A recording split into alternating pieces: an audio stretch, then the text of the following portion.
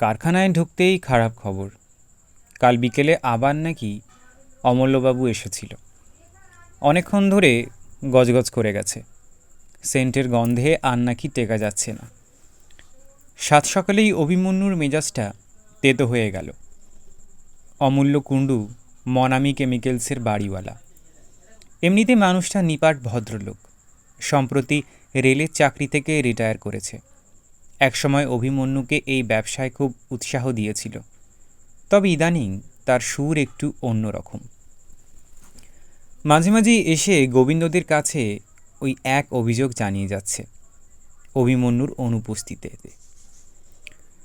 একটু দোনামোনা করে আজ দোতলায় গেল অভিমন্যু। মেশামশাই, প্রবলেম কি হয়েছে? অমূল্য কুণ্ডু টিভি সিরিয়াল দেখছিল।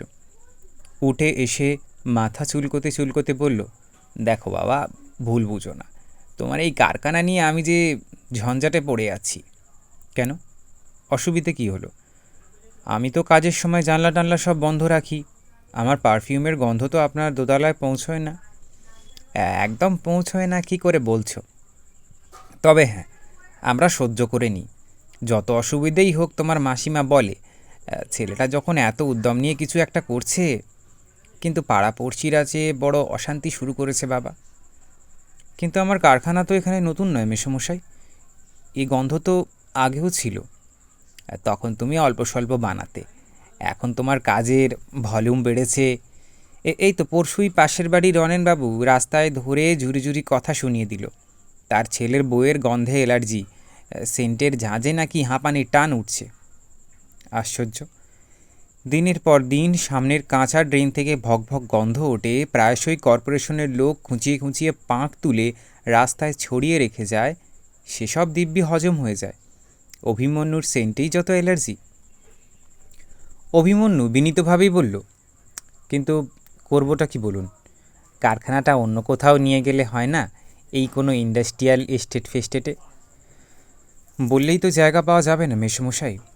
একে ওকে ধরতে হবে, মোটা টাকা ঢালতে হবে। ঠিক আছে, কটা দিন সময় দিন। হ্যাঁ দেখো, বোঝোই তো হেলথ গ্রাউন্ডে কেউ কমপ্লেন ঠুকে দিলে বিপদে পড়ে যাব। পাড়ার মধ্যে কারখানা। অভিমন্যু আর কথা না বাড়িয়ে নেমে এলো। নতুন একটা চিন্তা ঢুকলো মাথায়। অমূল্যবাবু যা শোনালো তা এক ধরনের নোটিশই। পাড়া প্রতিবেশী যদি সত্যিই না চায়, তাহলে তো ছাড়তেই হবে। কোথায় খুঁজবে ঘর?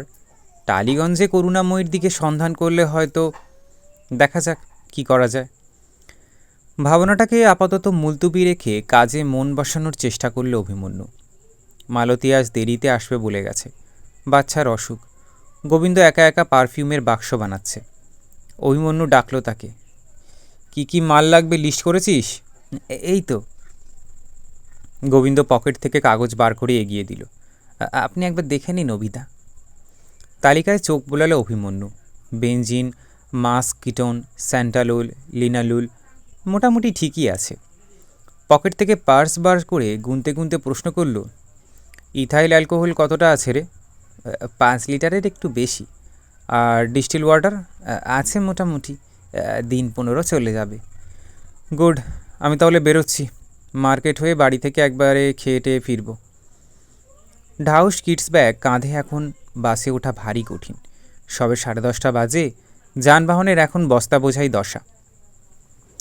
বেশ খানিকক্ষণ কসরতের পর কোনোক্রমে একটা মিনিবাসের পাদানিতে নিজেকে প্রবেশ করাতে পারল অভিমন্যু।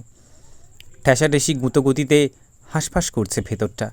গরমে প্রায় সেদ্ধ হওয়ার জোগাড়। তার মধ্যেই অবিরাম গলা ফাটাচ্ছে ছোকরা কন্ডাক্টর, পেছনে এখন, পেছনে বাড়ুন। তারাতলার মোড়ে 2-4টে লোক নেমেছে। ঠেলে ঠুলে অভিমন্যু ওপরে উঠল একটু। এত চাপেও রসিকতা করার লোভ সামলাতে পারছে না। বলল, পেছন দিকে কী করে এগোনো যায় রে ভাই? অমনি কোত্থেকে আলগা টিপ্পনি, দেশ তো এখন পেছন দিকে এগোচ্ছে দাদা। কন্ডাক্টর ঠাট্টা ইয়ার্কি ধার ধারে না। টেরিয়া ভঙ্গিতে বলে চলেছে, কি হচ্ছে কি দাদা, গেটের সামনে গ্যাঞ্জান করছেন কেন? যাবো কোথায় রে ভাই? পিঁপড়ে গলার জায়গা আছে? জায়গা না থাকাই মোয়াই, জায়গা করে নিতে হয়। বটেই তো, বটেই তো। লড়াই করে করে এগোতেই সত্যি সত্যি সামনেটা দিব্যি ফাঁকা। পুরো একটা মানুষ হেঁটে যেতে পারে। অভিমন্যু হ্যান্ডেল আঁকড়ে দাঁড়িয়ে আছে। খেলনা টাইম মেশিনের মতো ছুটছে বাস। উদ্দাম ঝাঁকুনির সঙ্গে ক্রমাগত অভিমন্যু ব্যালেন্স করে চলেছে নিজেকে। রেসকোর্সের কাছাকাছি এসে হঠাৎই দৃষ্টি নিথর।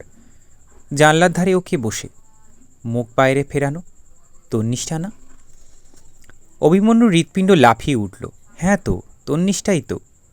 ওই রকমই রেশম রেশম চুল, ওই রকমই রাজহংসী গ্রীবা, ওই রকম গালের আদল। কিন্তু এখানে কি করে এলো তন্নিষ্ঠা? এই বাসে কখন উঠল? এসেছিল কোথায়? কোথায় বা চলেছে? ঘাড় ফিরিয়ে দেখে যদি, কেমন হবে তন্নিষ্ঠার মুখভাব? অবাক অবাক, খুশি খুশি? ইস, সেদিন পারফিউমটার কথা বলা হয়নি, আজ বলতে হবে। কন্ডাক্টর কর্কশ্বরে টিকিট চাইছে। মেয়েটি ফিরল। সঙ্গে সঙ্গে অভিমন্যু হতাশ। তন্নিষ্ঠা তো নয়ই, তন্নিষ্ঠার বয়সীও কেউ নয়। নিখাত দিদিমণি চেহারার এক বিবাহিত মহিলা।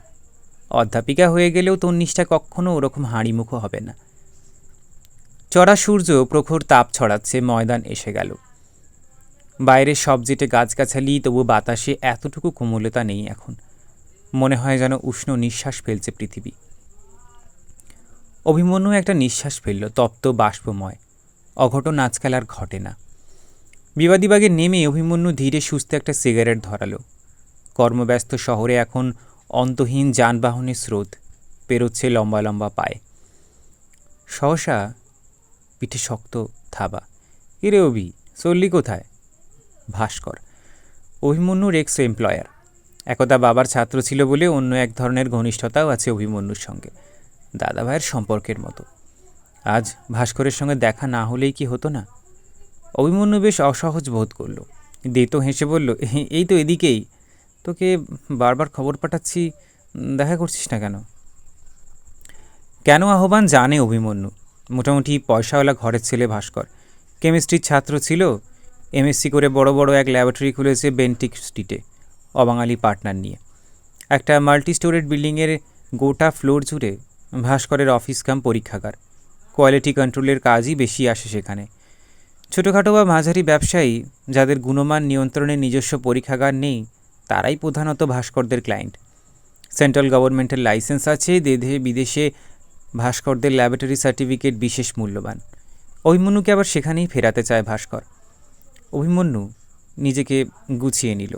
মুখে হাসিটা ধরে রেখেই বলল, একদম সময় পাচ্ছি না ভাস্করদা। কিসের এত ব্যস্ততা? তোর সেই পারফিউমের ব্যবসা এখনও করছিস? টিকে আছে? তার মানে ভালো চলছে না? মোটামুটি চলছে, ধরছে আস্তে আস্তে। কীরকম থাকে হাতে? বলার মতো কিছু নয়। নিজে ব্যবসা করার বখেরা কি বুঝছিস তো? ভাস্কর কথাগুলোকে কোন দিকে ঠেলছে বুঝতে পারছিল অভিমন্যু। সতর্ক স্বরে বলল, বকেটা তো জীবনের সর্বক্ষেত্রেই আছে ভাস্করদা, একটু দেখে বুঝে চলতে হয়। বুঝছিস সে কথা? এখন বুঝছিস? তোর সেল ট্যাক্স আছে, ইনকাম ট্যাক্স আছে, health licence, trade licence, ESI, পরিবেশ দূষণ সব ঠিকঠাক করছিস তো, নাকি পয়সা গুনছিস? ভাস্করের বলার ভঙ্গি চ্যাটাং চ্যাটাং হলেও কোথায় যেন একটা সাদামাটা সুর আছে। অভিমন্যু রাখতে গিয়েও রাখল না, বলল, তুমি কি বলতে চাও স্পষ্টাস্পষ্টি বলো তো, ঝেড়ে কাশো। সবই তো জানিস, এক কথা কতবার বলবো। ভাস্কর অভিমন্যুর কাঁধে হাত রাখল। মিছিমিছি তেজ দেখিয়ে কাজটা ছেড়ে দিলি? ওসব শতেক ফ্যাচাং ঘাট থেকে নামিয়ে ফেল, চলে আয় ল্যাবরেটরিতে। অভিমন্যু 2-1 সেকেন্ড দেখল ভাস্করকে, তারপর মুখের ওপর বলল, কেন কাজ ছেড়েছিলাম তুমি তো সেটা ভালোই জানো ভাস্করদা। আমার পোষায় না। পার্টি এসে টাকা গুঁজে দিয়ে যাচ্ছে, মাল টেস্ট না করেই তাদের চাহিদা মতো সার্টিফিকেট তৈরি হয়ে যাচ্ছে, টেস্টিংয়ের নাম করে ওখানে যা চলে তা তো ফ্রড। তোর কি? তোর তো ঠিকঠাক মাইনে পেলেই হলো। ভাস্কর কাঁধ থেকে হাত সরিয়ে নিল, আহত গলায় বলল, আর একদম টেস্ট হয় না, এটা কি তুই ঠিক বললি? একেবারে কিছুই না করলে আমাদের বিএম ল্যাবরেটরির এত গুডউইল থাকতো? কী করে গুডউইল আর্ন করছো তাও তো আমি জানি ভাস্করদা। গভর্নমেন্টের লোকগুলোকে আজ তাজ গ্র্যান্ড ইস্টার্নে পার্টি দিচ্ছ, দেদার মদ গেলাচ্ছ, আরও যা যা হয়। নাইবা বললাম, তুই কিন্তু একটু বেশি অফেন্সিভ কথা বলছিস অভি। আমাকেই বা ঘাঁটাচ্ছ কেন? আমাকে ছাড়াই তো তোমাদের দিব্যি ছুঁজে চালিয়ে যাও। এতক্ষণ ভাস্করের মুখে বেশ চালিয়াত ভাব ছিল, এবার যেন পলকা ছায়া পড়েছে। একটু প্রবলেম হচ্ছে বলেই তোকে, ইনফ্যাক্ট 2-1 দিনের মধ্যে আমি তোর বাড়িও যেতামও। আফটার অল তুই স্যারের ছেলে, আমার নিজের লোক। অভিমন্যু ঈষৎ উদ্বিগ্ন হলো। কেন, ফেঁসেছ নাকি কোথাও? ধুর, আমি অত কাঁচা কাজ করি না। আসলে নতুন কয়েকটা কেমিস্ট জয়েন করেছে, বাচ্চা বাচ্চা ছেলে, কিন্তু তেঁদুরের ঝাড়, কাজকর্ম কিছুই জানে না, কথায় কথায় শাসায় বাম্বু দিয়ে দেবো। স্যাক করে দাও। তার কিছু ম্যাটেরিয়াল অসুবিধা আছে রে, জানিসই তো আমাদের কিছু সিক্রেট ব্যাপার ট্যাপার থাকে। এই কোম্পানির খবর ওই কোম্পানিতে চালান করে দিলে। কিছু মনে করো না ভাস্করদা, মালিক বাঁকা পথে চললে কর্মচারীরাও সোজা থাকে না। পিউরিটানের মতো কথা বলিস না তো, আজকে দুনিয়ায় আবার বাঁকা পথ সোজা পথ কী রে? ভাস্কর উত্তেজিত হতে গিয়েও সামলে নিল। ওসব ডগমা স্টিগমাগুলো ছেড়ে ফেল, চলে আয়, আমি তোকে চিফ কেমিস্ট করে দেব। তোর মতো অনেক ছেলে মাথার ওপর থাকলে আর কেউ ট্যাপও করতে পারবে না। অর্থাৎ আমাকে তোমাদের সিল্ড হতে হবে, তাই তো?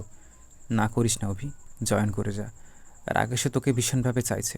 শোন, কাজের ধারা সব পাল্টে ফেলবো, নো জালি নাথিং, সব 1 নম্বরে হবে। নির্ঘাত বিএম ল্যাবরেটরি ভালো মতো লটকেছে কোথাও, গঙ্গাজল মেখে শুদ্ধ হতে চাইছে। অভিমন্যু মনে মনে বলল, তোমরা চেষ্টা করলেও তা আর পারবে না ভাস্করদা। আজ লোক দেখানো কাজ করবে, কাল থেকেই টাকা কামানোর শর্টকাট রাস্তায় একবার ঢুকে পড়লে সেটাই রক্তের মজ্জায় মিশে যায়। ওই গর্ত থেকে বেরিয়ে আসা বড় কঠিন। মুখে বলল, আমায় ছেড়ে দাও ভাস্করদা। চাকরিকে যখন একবার কুইট করেছি আরও পথ মারাবো না। আমার ছোটো মোটো বিজনেসই ভালো। I need happiness. হ্যাপিনেস শব্দটা যেন ভাস্করের কোনো গোপন তন্ত্রীতে আঘাত করল। পলকের জন্য ফ্যাকাশে হয়ে গেছে তার মুখ। অভিমন্যু ভাষা ভাষা শুনেছিল ভাস্করদার সঙ্গে গোপা বৌদির কী সব গণ্ডগোল চলছে, বোধহয় মামলার দিকেও এগোচ্ছে সম্পর্কটা। ভাস্করদা তো আর খুব শৃঙ্খলাপরায়ণ জীবনযাপন করে না। পলকের গ্লানি পলকে মুছে ফেলেছে ভাস্কর। ঠোঁট উল্টে বলল, না, তুই বদলাবি না।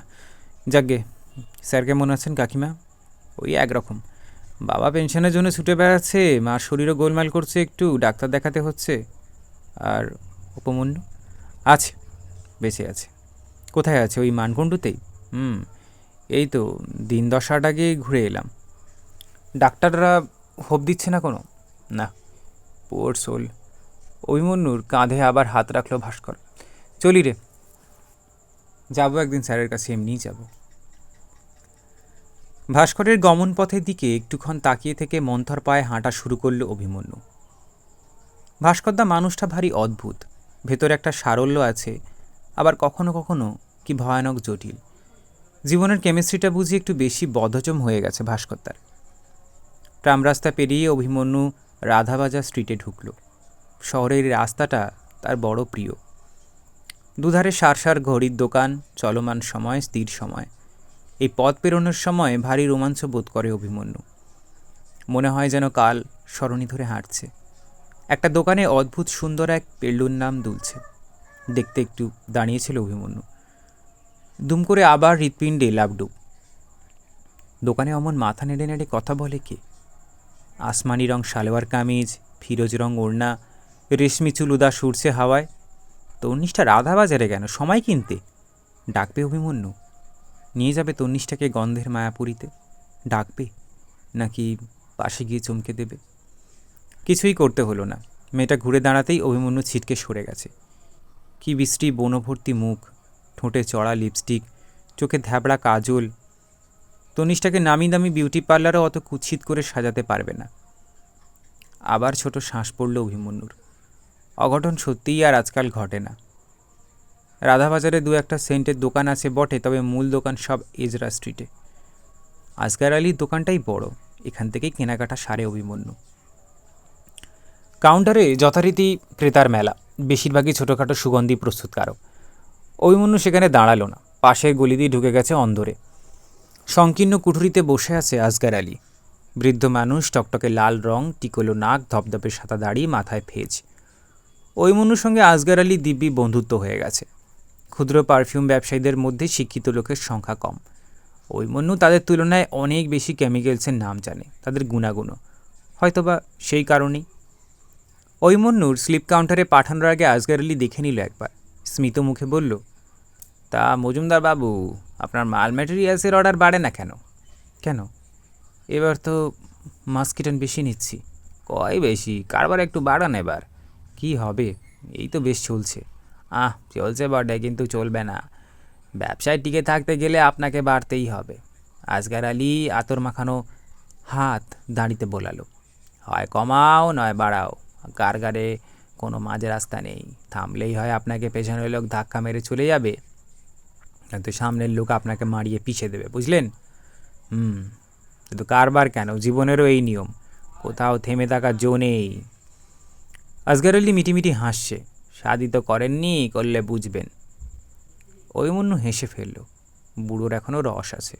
ভাবলো একবার বলে, কাগজে বিজ্ঞাপন দিয়ে আরও একজন দুজন সেলসম্যান নেওয়ার কথা মাথায় ঘুরঘুর করছে। থাক, সত্যি সত্যি এখনও কোনো কিছু মনস্তর করে উঠতে পারেনি, আগ বাড়িয়ে ঘোষণা করার কি দরকার। সমীরণ ছুটি থেকে ফিরে মেদিনীপুর গেছে, দেখা যাক ওখানে কদ্দূর কি হয়। তেমন সুবিধে করতে না পারলে সমীরণকেই নয় নর্থ বেঙ্গল টেঙ্গল। অন্য কথা এলো অভিমন্যু। দাড়ি চুলকে বলল, আলী সাহেব, একটা নতুন পারফিউম বানাবো ভাবছি, দামি। বানান বানান, আজকার আলী সোদ সাহেব বলল। মার্কেটে তো এখন দামি মালেরই ইজ্জত বেশি। ইলাং ইলাংয়ের কিছু আছে আপনার? এখন সাপ্লাই নেই, কম চলে তো আনাই না। বলেন তো কেলকারের কাছে খোঁজ করতে পারি। দেখবেন তো একটু, ভাবছি এটাতে সিভেটন 56 দেব। অরিজিনাল সিপটন হবে আপনার কাছে? চাইলেই হবে, এখন তো সবাই সিনথেটিক দিয়েই সস্তায় বাজামেত করতে চায়। ঢক ঢক মাথা দোলাচ্ছে আজগার আলী। সপ্রশংস চোখে বলল, ভালো আইডিয়া, আপনার কারবার বাড়বে। দুনিয়ায় নতুন একটা খুশবু যদি আনতে পারেন। নতুন সৌরভের জন্যই তো মানুষের বেঁচে থাকা। মনে মনে কথাটা আওড়ালো অভিমন্যু। আরও দু একটা টুকিটাকি কেজো সংলাপ সেরে কিডস ব্যাগে কাঁধে বেরিয়ে পড়ল। বাসে না উঠে হাঁটতে হাঁটতে চলে এসেছে এসপ্ল্যানেড। কাল মাকে নতুন ওষুধ দিয়েছে ডাক্তার। এখন মা মোটামুটি স্বাভাবিক, কথা বলছে, হাসি খুশি আছে। তবু যেন চোরা আনমোনা ভাবটা রয়েই গেছে। এই বদলি ওষুধটা খুব জরুরি, কাল বেহালার কোনো দোকানে পাওয়া যায়নি। ধর্মতলা ঢুঁড়ে ওষুধটা মিলে গেল। অভিমন্যু বাড়ি ফিরল প্রায় 2টোয়। দরজা খুলেছেন অতীন্দ্র, পরনে তার ধুতি পাঞ্জাবি। বাবার হাতে ওষুধ দিয়ে অভিমন্যু জিজ্ঞাসা করল, বেরোচ্ছ না ফিরলে? উত্তরটা এড়িয়ে গিয়ে অহিন্দ্র বললেন, এইমাত্র গোবিন্দ এসেছিল তোর খোঁজে। কে একজন এসেছে কারখানায়, তোর জন্য অনেকক্ষণ ধরে ওয়েট করেছে। কে এলো রে বাবা? অর্ডার দিতে এসেছে নাকি সরকারি উৎপাত? আজই ভাস্করদা অলক্ষণদের নাম করছিল। শয়তানের নাম করতেই শয়তানের উদয়। কে আসতে পারে? গত সপ্তাহে সেই খেকুরেটা যে কত এমপ্লয়ি আছে খোঁজ করছিল, খাতাপত্র দেখল ঘেঁটে ঘেঁটে। গোবিন্দ মালতীকে বিস্তর জেরা করল, শেষ পর্যন্ত টাকা চাওয়ার কোনো উপলক্ষ না পেয়ে চা মিষ্টি আনাতে বলল। ওই বেটাই যদি হয় থাকুক বসে। ধীরে সুস্থে স্নান টান করল অভিমন্যু, দাঁড়িয়ে দাঁড়িয়ে খেলো, মৃদু বৎসাও হলো বাবার সঙ্গে। পেনশন অফিস থেকে ফেরার সময় পথেই ননির সঙ্গে দেখা হয়েছিল অহিন্দ্রর। এখনও অহিন্দ্র পেনশন পাচ্ছেন না শুনে ননি নাকি খুব আহা উহু করছে। বলেছে শিক্ষক সেলের কোন নেতার সঙ্গে নাকি অহিন্দ্রর দেখা করিয়ে দেবে, যাতে কাজটা ত্বরান্বিত হয়। অহিন্দ্রর যে ননির ওপর বিশেষ আস্থা আছে তা নয়, তবু একটু দোতানায় পড়ে গেছেন তিনি। নয় নয় করে প্রায় 2.5 বছর হতে চলল, এখনও পেনশন ভগবানের দেখা নেই। ফলত তিনি খুব উতলা এখন। মনোগত বাসনা একবার নেতার সঙ্গে দেখা করে এলে ক্ষতি কী? অভিমন্যু পই পই করে বাবাকে বারণ করল। ননিদার এই অযাচিত উপচিকিৎসা তার পছন্দ নয়। খেয়ে দিয়ে উঠে পাঞ্জাবি চড়িয়ে বেরিয়ে পড়ল অভিমন্যু। মোজ করে সিগারেট টানতে টানতে চলেছে কারখানায়। রনেনবাবু রাস্তায় দেখতে পেল, লুঙ্গি আর পাঞ্জাবি পরে ছাতা মাথায় নাতিকে নিয়ে ফিরছে নার্সারি থেকে। অভিমন্যু একবার ভাবলো ডেকে জিজ্ঞেস করে কিছু। থাক, ভদ্রলোক হয়তো সামনের বাড়ির দেবেনবাবুকে দেখিয়ে দেবে, কিংবা হয়তো অমূল্যবাবুকে। মানুষ সেনা বড় দায়। কারখানার দরজায় পৌঁছেই অভিমন্যুর নিঃশ্বাস বন্ধ হয়ে গেল। সেই বিচিত্র সুরভি, তারই চেয়ারে বসে আছে তন্নিষ্ঠা। অঘটন আজও ঘটে।